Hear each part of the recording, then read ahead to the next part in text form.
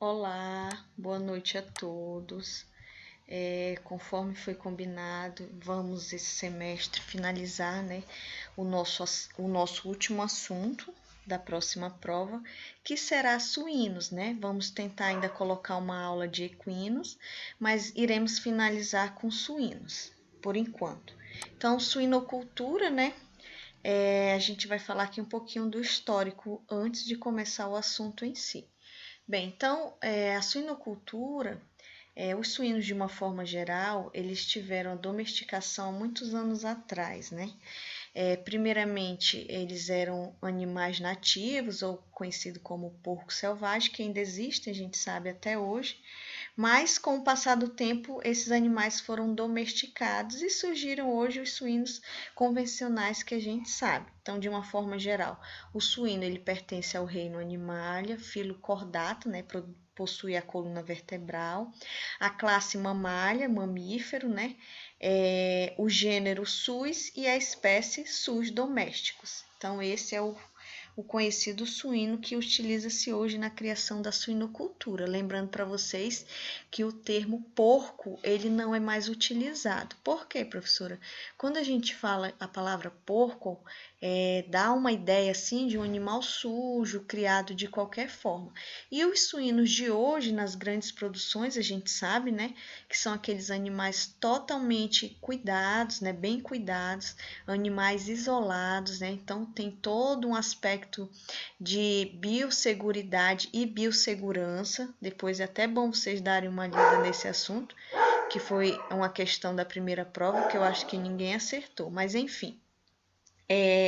Os suínos eles têm esse controle total, né, de limpeza, higienização, manejo em relação às vacinas, que é o manejo sanitário. Então, hoje em dia os suínos são criados com outra realidade, né? Então, aí uma explicaçãozinha da origem, né, que ao longo dos tempos, ao longo dos anos, eles foram se modificando, né, havendo cruzamento entre javalis e porcos selvagens. Esses animais, eles eram presas, né, eles eram presas e não eram predadores, por isso que se tornaram animais tão agressivos, certo? E uma observação importante que, por eles serem presas, né, precisarem correr, se movimentar, eles tinham o dianteiro forte. Então, 70% da massa muscular localizava-se nos membros anteriores, no dianteiro. E a gente sabe que hoje, com o melhoramento genético, não é bem assim, né? Tanto é que o pernil é a carne nobre. Curiosidade de uma forma geral. A carne suína, gente, ela tem um conceito de ser uma carne gorda. Eu acho que todo mundo já ouviu falar sobre isso. Uma carne gorda, rica em colesterol. E outra coisa também que todo mundo sempre ouviu falar, né, que a carne suína, ela remete uma ideia de sujeira, né, que a sociedade, digamos assim, associa-se com um animal criado sob baixas condições de higiene, mas isso não é mais assim. Há 30 anos atrás, né, ainda existia o termo porco, porque eram criados soltos, enfim. Hoje em dia não é mais assim.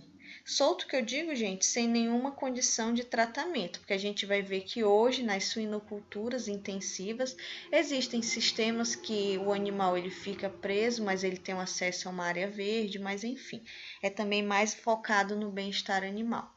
Mas enfim, para quem não sabe, a carne suína é uma carne vermelha, assim como a bovina, tá? Tem essa coloração mais clara devido à pigmentação específica, mas não é classificada como uma carne vermelha, tá? E é sim uma carne saudável e saborosa. Bem, a carne dos suínos, né? É uma carne mais consumida no mundo. Porém, antigamente era muito utilizada, sua principal finalidade, né, de criar os suínos era para a produção de banha. Acho que todo mundo já ouviu falar pelos avós que antigamente não existia, gente, o óleo mineral. Então, comprava-se a banha, né, era inclusive enlatada, para preparar os alimentos. Então, após o surgimento desse óleo mineral, mudou muita coisa, né? O suíno, então, passou a ser visto mais como produtor de carne do que de banha, né? Como acontecia antigamente. Para extrair a banha, o animal era abatido com cerca de 300 quilos. Então, o objetivo principal antigamente era engordar o animal ao máximo para produzir essa banha. E hoje o abate médio, a gente sabe que é um animal de 110 quilos. Isso, gente, eu estou falando de uma grande produção. E é um animal abatido hoje com 110 quilos, mas muito mais focado em o quê? Musculatura, né? Do que banho. 80% da gordura corporal foi reduzida, porque o objetivo agora é produção de carne e não mais de banho, né? Como era antigamente. Aí só um breve introdutório, né, de como os suínos chegaram aqui no Brasil. Então, os primeiros estados a produzirem suínos foi o Rio Grande do Sul. Então, tanto é que a gente sabe que é um dos estados que tem maior produção até hoje, inclusive, né? Então, como eu já falei para vocês, em 1950 surgiram os óleos vegetais. Então, começou a observar-se mais que o suíno não tinha mais essa importância de produzir essa banha, né? Já que existia o óleo mineral, que era muito mais fácil de ser produzido e encontrado. Então, essa banha de suíno então passou a ser deixada de lado e o mercado começou a observar o suíno como um produtor de carne, tá? Então, aqui é um rebanho e produtividade dos suínos. Eu não sei se tem aqui no meu slide, achei, mas os suínos é a carne mais consumida no mundo. O Brasil é o terceiro maior produtor de carne suína no mundo. Eu vou até dar uma olhada porque eu fui assistir uma palestra que agora o Brasil é o quarto maior produtor e não mais o terceiro. Mas depois eu atualizo esse dado aí. Mas o que é importante saber é que ele continua sendo o quarto maior exportador de carne suína no mundo. E o consumo per capita, ou seja, o consumo por pessoa durante um ano aqui no Brasil ainda é baixa, né? 14,1 quilos. Em comparação a outros países, tem país aí que soma mais ou menos esse consumo per capita numa base de 50 a 40 quilos, assim, ou seja, praticamente a alimentação anual inteira, né, da pessoa, digamos assim, a opção da pessoa durante o ano é o consumo da carne suína, e isso ainda não acontece no Brasil. Então, ocorreram avanços tecnológicos em genética, sanidade, que é saúde, nutrição, instalações, manejo e bem-estar animal, com o aumento da eficiência técnica. Aqui algumas imagens, né? Então, a gente observa nessa primeira imagem superior aqui como os animais, os porcos eram criados antigamente, então livres, sem nenhuma ideia de higiene, nenhuma ideia de manejo sanitário, de vacinas, de doenças para serem evitadas, enfim. E hoje, aqui nesse outro ladinho, é mais ou menos como hoje as criações, né? As grandes criações, digamos assim, criam esses animais. Então, a gente pode observar, cada baia dessa é um lote, então são divididas por lote, um local limpo, né? Um local bem arejado. A gente observa aqui que as instalações elas são bem arejadas, justamente porque eu acho que eu vou comentar mais na frente, mas caso eu esqueça, os suínos eles têm grande dificuldade de disseminar o calor, né? Ele não tem tantas glândulas sudoríparas assim, e ele tem essa dificuldade de troca, né, digamos, respiratória através da sudorese. Então, por isso que eles cansam muito fácil, né? E é importante ter essa questão do bem-estar voltado a, digamos assim, diminuir esse estresse térmico desses animais. Aqui só umas imagens ilustrativas mostrando a carne suína, né, como é que ela é consumida. Então, aqui mostrando o Brasil, a oferta na demanda de carne suína, está um pouquinho desatualizado, mas entre os anos de 2012 e 2002, então assim, o Brasil é um grande produtor, gente, de carne suína. E aqui um mapinha aqui embaixo do mapa suíno, como fosse os cortes, né? Como a gente vê no supermercado o corte bovino, aqui um corte do suíno, né? As partes. Lembrando que o que é mais procurado hoje no mercado, que é o colchão, né? O colchão de dentro, o colchão de fora, que nada mais é do que o pernil. Enfim, e o suíno é inclusive aproveitado, além da carne, né? Os miúdos, orelha, os pés, justamente porque é muito utilizado num prato, né? Que é brasileiro, um prato tradicional que é a feijoada. Aqui uma demonstração da produção de suínos em vários estados aí no Brasil. Infelizmente não tem aqui para o norte, nem muito menos Roraima, mas só mostrando para vocês. No ano de 2009, por exemplo, aqui, ó, Santa Catarina produziu 25% de produção de suínos, né, em relação às outras produções. Então é um número bem grande, gente. Aqui é uma produção já em números, né, mostrando números aqui, uma escala de números de quanto cada estado produziu no ano de 2007, em 1.000 toneladas. Então, Santa Catarina, de novo, 1.000 toneladas. Então, é muita coisa, né, gente? Em um ano, essa produção é bem alta. Mitos sobre a carne suína. Então, muita gente fala que a carne suína é seca, sem sabor. Quem já comeu uma carne, eu costumo falar que o sabor da carne depende muito da pessoa que vai preparar, né? Então, assim, é sim uma carne saborosa, nutritiva. Ela deve ser sempre, a carne suína deve ser sempre bem passada. Isso também é um mito. Por quê, professora? Porque, como eu já falei para vocês, hoje em dia os suínos são criados sobre extremas condições de limpeza, higiene, vacinação. Então, antigamente, era muito comum a história das tênias, né, na carne suína. Mas hoje a gente sabe que não existe mais porque são animais totalmente, digamos assim, higienizados, animais vacinados, animais com manejo bem feito. Então, assim, não tem mais porque, claro, ninguém vai consumir a carne crua, mas não tem esse perigo que existia antigamente, quando era o porco, né? A carne suína é difícil de ser preparada, isso daí também depende muito, né? São uns mitos aí, umas curiosidades que eu trouxe para vocês. Enfim. Suinocultura. Então, existem vários tipos aí de suinocultura, né? Mas os três principais sistemas de criação que ainda existem no Brasil são extensivo, semi-intensivo e intensivo. Então, como a gente já falou lá em avicultura, né? E a gente vai continuar falando para todos os tipos de criação, que esses são os sistemas de produção. O extensivo, o animal é criado mais solto e tal. Semi-intensivo, então ele é meio termo, né? Nem totalmente confinado e nem totalmente livre. E o intensivo são os sistemas de confinamento, né? A gente vai falar um pouquinho lá na frente. E os tipos, a gente tem as unidades de ciclo completo, nada mais é do que são as unidades que a porca ela vai parir, esses porquinhos vão ser, dentro dessa mesma propriedade, engordados, digamos assim, passar pela todas as fases de crescimento até a engorda, para posteriormente serem vendidos. E já as unidades de produção de leitão são unidades focadas exclusivamente na produção desses animais novinhos. A unidade de produção de animais para reprodução aí são os animais, os adultos, macho e fêmea, né, destinados para reprodução.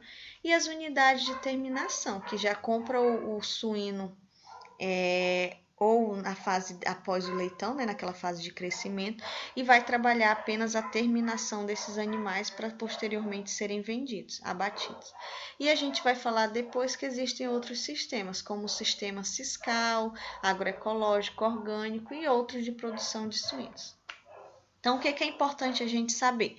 O manejo dos leitões do nascimento até o abate. Então, existe a preparação da maternidade, então tem que ser uma sala limpa e desinfectada. Então, essa maternidade, gente, como o próprio nome diz, é o local onde a porca vai parir. É importante fazer nesse local um sistema todos dentro, todos fora. O que significa isso? Saiu aquele lote, então aquelas porcas são colocadas lá, elas vão parir. Posteriormente, quando elas saírem de lá com os leitãozinhos, vai ter que fazer um sistema de higienização e limpeza bem rigoroso, né? Quando não tiver mais ninguém. Por isso que é todos dentro, todos fora. É importante também realizar o vazio sanitário. Então, faz a limpeza, que é feita com água e sabão. Retirou o lote. Primeiro passo, limpeza, água e sabão. Próximo passo, desinfecção, que é feita através da utilização de desinfetantes específicos, né? E o último passo desse sistema, todos dentro, todos fora, é o vazio sanitário. Então, vai se deixar um período aquele local totalmente vazio, para quê? Para que todos os micro-organismos que ainda resistiram após a limpeza e a desinfecção, eles morram, porque não tem ninguém lá, não tem nenhuma célula para eles se replicarem, eles vão morrer, certo? E as fêmeas gestantes, elas devem ser transferidas para essa maternidade, ou piquete maternidade, também como é conhecido, 7 dias antes do parto previsto para a sala, a fim de se adaptar ao ambiente. Então, 7 dias antes do parto, essa porca, ela vai se adaptar ao ambiente, ela vai saber como é o bebedouro, como é o comedouro, se adequar ao piso e à temperatura do local. Importante falar, gente, que a gestação da porca, ela é baseada no 333, que significa 3 meses, 3 semanas e 3 dias. E ela é bem praticamente correta em relação a esse 333. Então, quando se insemina essas porcas, vai saber exatamente o dia que ela vai parir, e 7 dias antes do parto, ela é colocada nesse piquete maternidade, certo?